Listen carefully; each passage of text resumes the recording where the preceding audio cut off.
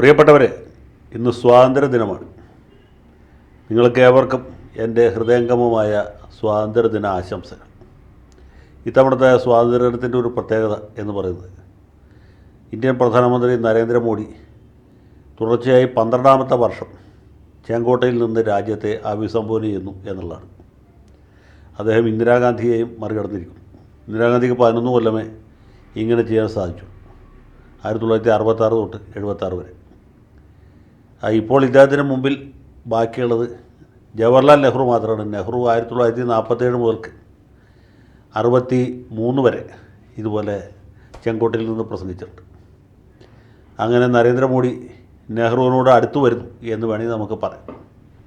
ഇവർ രണ്ടുപേരും 2 രാഷ്ട്രീയ പ്രത്യയശാസ്ത്രങ്ങളെ പ്രതിനിധീകരിക്കുന്നവരാണ്, 2 രാഷ്ട്രീയ തത്വശാസ്ത്രങ്ങളെ അംഗീകരിച്ചിട്ടുള്ളവരാണ്. അവർ തമ്മിൽ ഒരു കാര്യത്തിലും യാതൊരു യോജിപ്പോ അല്ലെങ്കിൽ പൊരുത്തമോ ഇല്ല എന്ന് നമുക്ക് പറയാൻ കഴിയും. രണ്ടുപേരും ഇന്ത്യയുടെ പ്രധാനമന്ത്രിമാരായിരുന്നു. രണ്ടുപേരും അവരവരുടെ കാലഘട്ടത്തിൽ വളരെ ശക്തരായിരുന്നു, പ്രബലരായിരുന്നു എന്ന് വേണമെങ്കിൽ ആകെ ഒരു സാദൃശ്യം നമുക്ക് പറയുകയും ചെയ്യും. ഞാനിവിടെ പറയാൻ വന്ന ആ കാര്യമല്ല. The wonder that was India എന്നൊരു പുസ്തകമുണ്ട്. Professor A.L. ഭാഷാം എഴുതിയതാണ്. ഓസ്ട്രേലിയൻ നാഷണൽ യൂണിവേഴ്സിറ്റിയിലെ പ്രഗത്ഭനായ പ്രൊഫസറായിരുന്നു A.L. ഭാഷാം. അദ്ദേഹം പൗരാണിക കാലത്തെ ഇന്ത്യയുടെ മഹത്വത്തെ വാഴ്ത്തിക്കൊണ്ട് എഴുതിയ പുസ്തകമാണ്. ഞങ്ങളൊക്കെ BA പഠിക്കുമ്പോഴും പിന്നീട് MA പഠിക്കുമ്പോഴും ഈ പുസ്തകം റെഫർ ചെയ്തിട്ടാണ് പരീക്ഷ പാസ്സായിരുന്നത്. അത്ര എണ്ണപ്പെട്ട ഗംഭീരമായൊരു പുസ്തകമാണ്. ഞാനിവിടെ പറയാൻ പോകുന്നത് the wonder that is India എന്ന വിഷയത്തെക്കുറിച്ചാണ്. ഇന്ത്യ എന്ന മഹാവിസ്മയം. ഇന്ത്യ പണ്ടൊരു വിസ്മയമായിരുന്നു എന്നുള്ളിടത്തല്ല, ഇന്ത്യ ഇപ്പോഴും വിസ്മയമായി തുടരുന്നു എന്നുള്ളിടത്താണ് നമ്മുടെ പോയിൻ്റ്. ഇന്ത്യ അങ്ങനെ വിസ്മയമായി എന്ന് നിങ്ങൾക്ക് അത്ഭുതം തോന്നും. കാരണം ഇന്ത്യ വളരെ പ്രാകൃതമായൊരു രാജ്യമാണ്. പലതരത്തിലുള്ള വൈരുദ്ധ്യങ്ങളും വൈജാത്യങ്ങളും ഉണ്ട്. വർഗീയ സംഘർഷങ്ങൾ ഉണ്ടാകാറുണ്ട്. ജാതികളും ഉപജാതികളും തമ്മിൽ ഏറ്റുമുട്ടലുണ്ടാവാറുണ്ട്. ബോംബാക്രമണങ്ങൾ ഉണ്ടാവാറുണ്ട്. ഭീകരപ്രവർത്തകരുണ്ട്. അല്ലെങ്കിൽ ഭരണകൂടത്തിൻ്റെ ഭാഗത്ത് നിന്ന് അടിച്ചമർത്തലുണ്ടാകാറുണ്ട്. പോലീസിൻ്റെ അതിക്രമങ്ങൾ ഉണ്ടാവാറുണ്ട്. വലിയൊരു വിഭാഗം ആളുകൾ ദാരിദ്ര്യരേഖയ്ക്ക് താഴെ കഴിയുന്നവരാണ്. പട്ടികജാതിക്കാരുടെ ആദിവാസികളുടെയൊക്കെ കാര്യം വലിയ കഷ്ടമാണ്.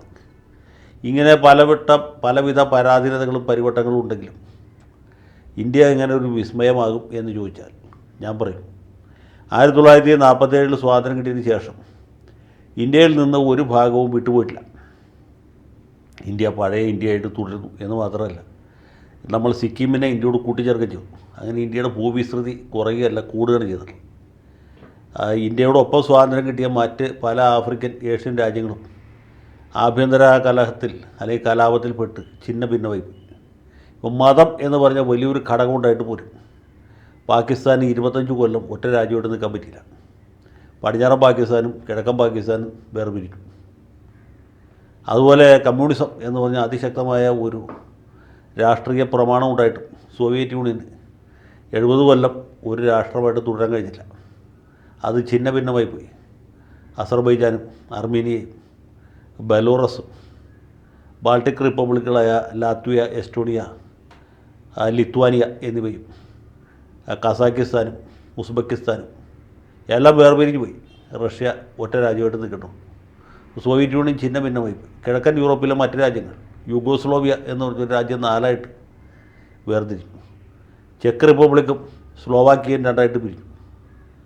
അങ്ങനെ പല രാജ്യങ്ങളും ഛിന്ന ഭിന്നമായി പോയി. ഇന്ത്യ ഇത്രയധികം വൈജാത്യങ്ങളും ഇത്രയധികം വൈവിധ്യങ്ങളും ഉണ്ടായിട്ട് കൂടെ ഒറ്റ രാജ്യമായിട്ട് നിൽക്കുന്നു. 1947 ഉണ്ടായിരുന്ന അതേ ഭൂവിസ്തൃതി ഇപ്പോഴും ഉണ്ട്. കാശ്മീരിൻ്റെ ചില ഭാഗങ്ങൾ പാകിസ്ഥാനും കുറച്ച് ഭാഗം ചൈനയും കൈയേറിയത് ഞാൻ മറക്കുന്നില്ല. അതൊഴിച്ചാൽ ഇന്ത്യയുടെ ഭൂവിസ്തൃതിക്ക് പറയത്തക്ക മാറ്റമൊന്നും വന്നിട്ടില്ല. അല്പം കൂടിയിട്ടുണ്ടെങ്കിലേ ഉള്ളൂ സിക്കിമിനെ ചേർത്തതുകൊണ്ട്.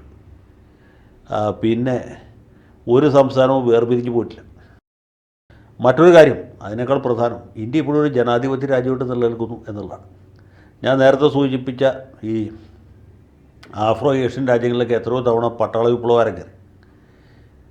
മ്യാൻമർ എന്ന് നമ്മളിപ്പോൾ വിളിക്കുന്ന ബർമ്മയിൽ ആ രാജ്യത്തിന് സ്വാതന്ത്ര്യം കിട്ടിയ അന്ന് മുതൽക്ക് ഇന്ന് വരെയും പട്ടാള ഭരണമാണ്.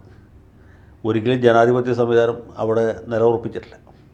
നമ്മുടെ തൊട്ടയൽ രാജ്യമായ പാകിസ്ഥാനിൽ എത്ര തവണ പട്ടാള വിപ്ലവം ഉണ്ടായി. ആദ്യം അയൂബ് ഖാൻ്റെ ഭരണം ഉണ്ടായി, പിന്നെ യഹ്യ ഖാൻ്റെ ഉണ്ടായി, പിന്നെ സിയാവുൾ ഹക്കിൻ്റെ ഉണ്ടായി, പിന്നെ പർവേസ് മുഷറഫിൻ്റെ ഉണ്ടായി. ഇന്ത്യയിൽ അങ്ങനെ ഒരു പട്ടാള ഭരണം ഉണ്ടായില്ല.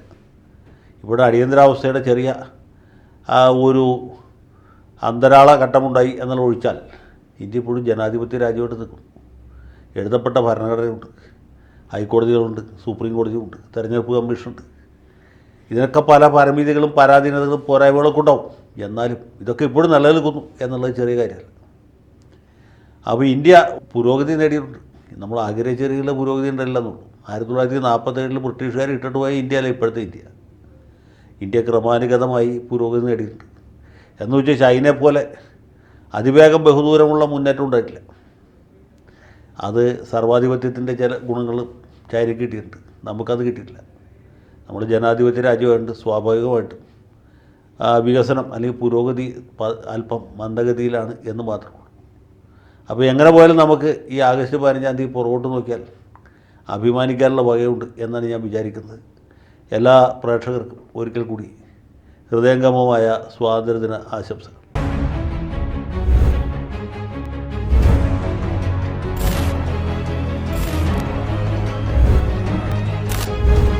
കൂടുതൽ വാർത്തകളും വിശേഷങ്ങളും നിങ്ങളിലേക്ക് എത്താൻ ABC മലയാളം സബ്സ്ക്രൈബ് ചെയ്യുക, ബെൽ ബട്ടണും അമർത്തുക.